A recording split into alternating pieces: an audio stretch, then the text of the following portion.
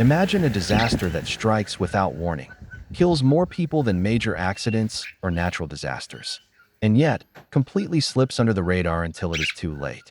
Right now, this is the brutal reality unfolding in Germany.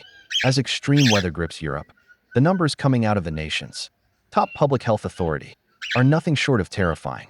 According to the latest weekly report from the Robert Koch Institute, or RKI, an estimated 14,000 people have lost their lives due to heat-related conditions during this summer's relentless heat waves. Yes, you heard that correctly, 14,000 lives lost. And according to former Federal Health Minister Karl Lauterbach, even this staggering number might actually be an understatement. Welcome back to the channel.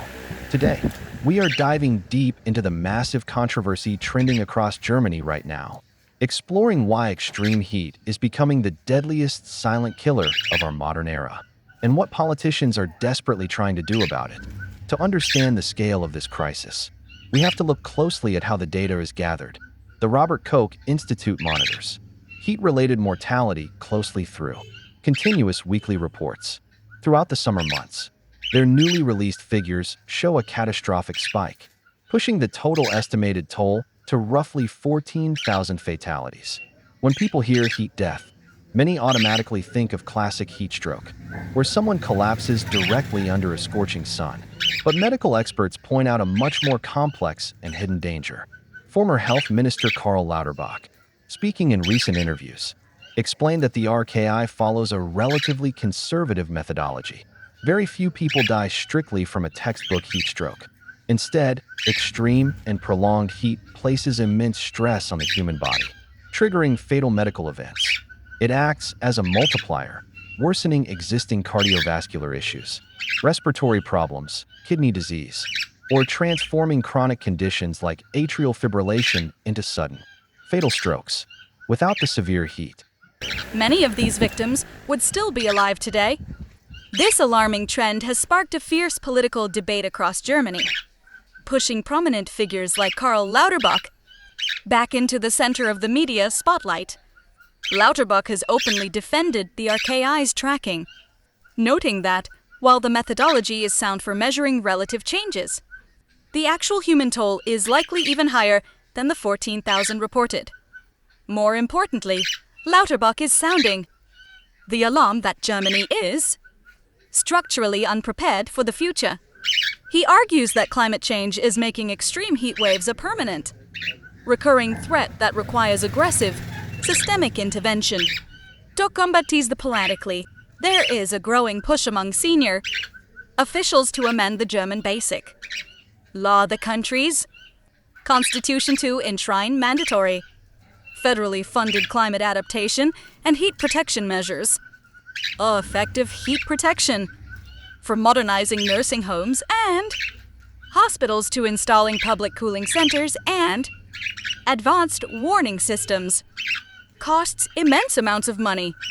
Lauterbach is aggressively calling on opposition parties to clear the path for these constitutional changes, arguing that without sweeping financial and structural reforms, thousands of citizens will continue to die unnecessarily every single summer.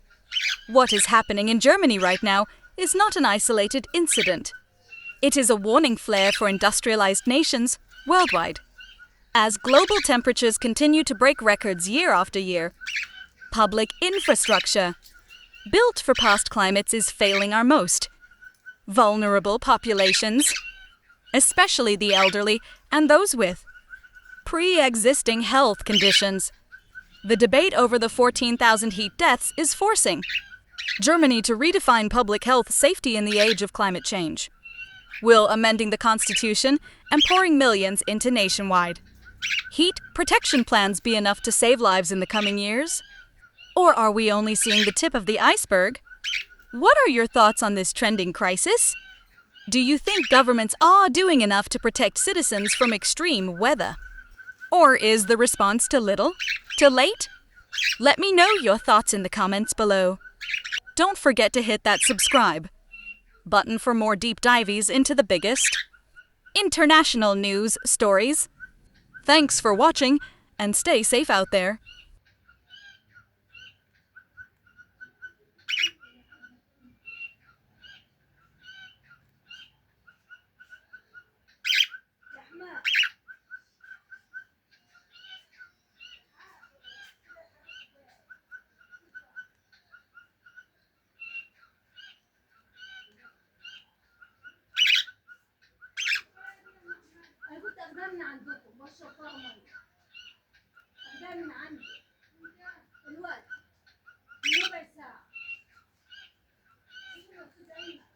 عارفة أما